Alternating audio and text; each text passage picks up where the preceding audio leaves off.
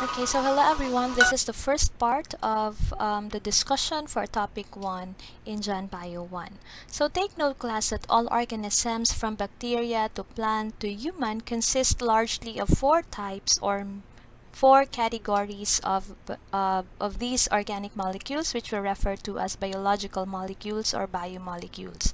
So these are the carbohydrates, lipids, proteins, and the nucleic acid. So it is also important to note that life uses a tremendous variety of organic compounds. Organic molecules consisting entirely of carbon and hydrogen. Many organic compounds also include other essential elements such as oxygen, sulfur, nitrogen, and phosphorus. So this picture here shows a part in the hierarchy of biological organization. If we try to dissect it, we have here in the level 1 the monomeric unit. So this monomeric unit is basically the building blocks or the basic unit of a molecule. So the nucleotides here, for example, makes up the DNA, and the DNA makes up now the chromosome, which belongs now to the level 3 in the hierarchy of biological organization. These chromosomes now can be found within the nucleus.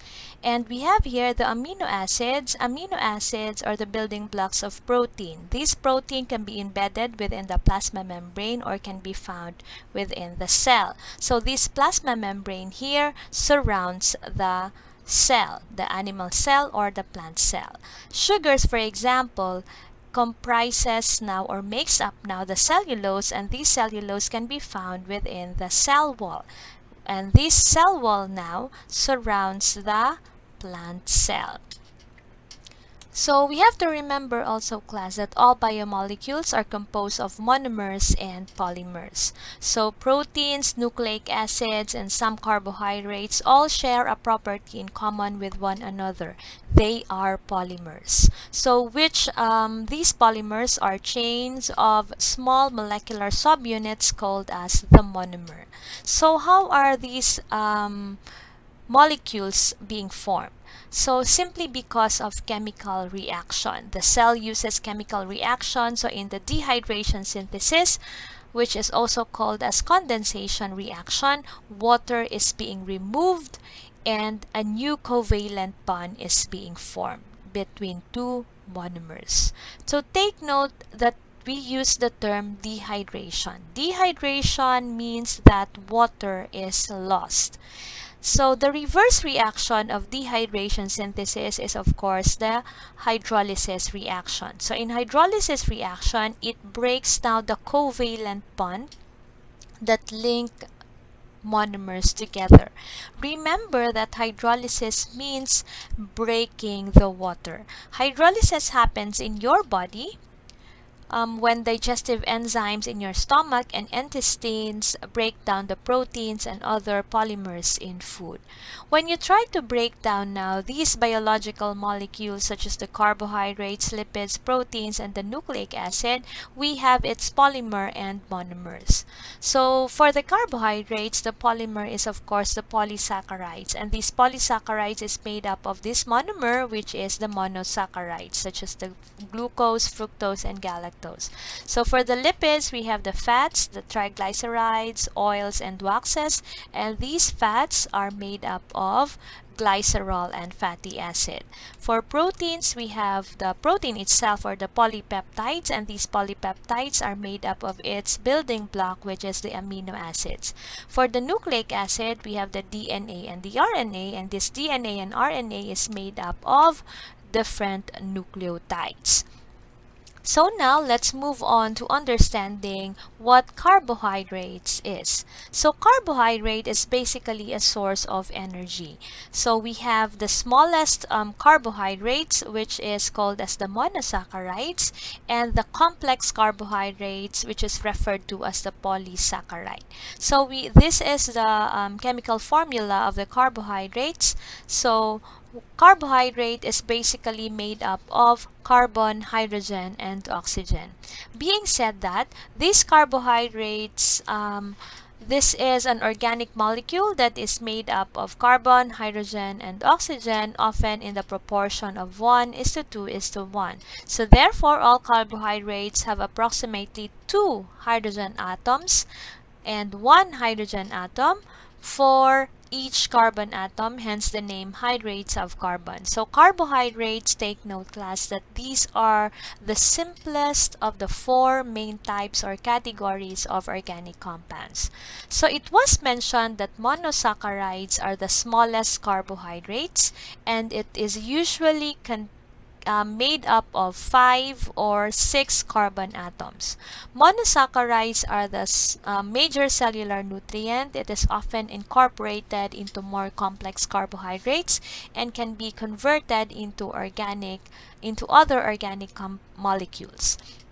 So we have glucose, galactose, and fructose as an example of our monosaccharides. So that you can easily remember these monosaccharides, we will use mnemonics. So we have GGF, which means gives good flavor. So G for glucose, G for galactose, and F for fructose. So here are some examples of the monosaccharides. For glucose, for fructose, we have the fruit sugar, and for galactose, we have this yogurt here. Now, we will move on to understanding disaccharides. Di means 2, and saccharides means sugar. So therefore, disaccharide is made up of 2 sugar subunit. So these disaccharides are energy source, and these are used as sweetener and dietary component, and as mentioned, it is composed of 2 monomers joined by a glycosidic bond. So we have disaccharides, example, we have lactose, sucrose, and maltose. So that you can easily remember these disaccharides, we will use mnemonics such as LSM, which means length supports movement. L for lactose, S for sucrose, and M for maltose. So in this picture here, we have the glucose, fructose, and galactose. These are all monosaccharides. So we've mentioned that disaccharides are made up of 2 monomers linked by glycosidic bond. So we have maltose here. This is a combination of glucose plus glucose. We have sucrose, which is a linked glucose to a fructose, and lactose, linked glucose to a galactose. So we've said that the linking bond between your monosaccharide is what we call as the glycosidic bond. So it connects one monosaccharide to another, and this happens because of what we call as the dehydration synthesis or the condensation reaction. Now, we have here the example of a disaccharides. We have maltose or the malt sugar, lactose or the milk sugar, and the sucrose, which is the common table sugar. So now let's try to understand polysaccharides. So polysaccharides, it consists of hundreds of linked monosaccharides, and these chains of monosaccharides are collectively called as complex carbohydrates. So polysaccharides are used as storage and structural material, and the most common polysaccharides are cellulose, glycogen, and starch. So for mnemonics, we have CGS, which means can get stored. C for cellulose, G for glycogen, and S for starch. So starch and glycogen have similar structure and functions. Both act as a storage molecules that readily breaks down into their glucose monomers when cells need a burst of energy. So take note that plants store starch. Potatoes, wheat, rice are all starchy, high-energy staples in our human diet. Glycogen, on the other hand, occurs only in animal and fungal cells. In humans, for example, skeletal muscles and the liver store energy as glycogen. Cellulose forms part of the plant cell walls.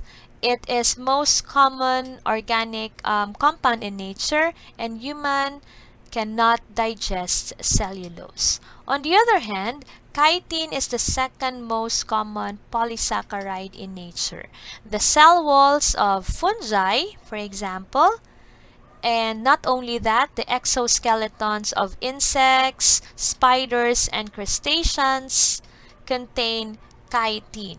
So like cellulose and chitin, they act as structural or support cells. So we have here on this table presentation, we have the summary of the carbohydrates. So monosaccharide, which means one sugar unit. So we have, as an example, we have GGF, or glucose, galactose, and fructose, which means gives good flavor. And for the disaccharide, we have two sugar subunits. We have lactose, sucrose, and maltose, so remember LSM. For polysaccharide, we have polysaccharide means many sugars, so we have cellulose, glycogen, and starch. Or for mnemonics, we have CGS, which means can get stored. So carbohydrates, so these are the food sources of a carbohydrate. So for simple carbohydrates, or the simple sugar, so these includes now the monosaccharides and the disaccharides. These are commonly found in most candy and sweet drinks, fruits, vegetables, and milk. Remember that these simple carbohydrates or simple sugars, they are quickly digested in our body and gives us a short burst of energy. So for the complex carbohydrates like the starches, these are found in pasta, bread, potatoes, legumes, and corn. And remember, they take longer to digest and it provides energy longer.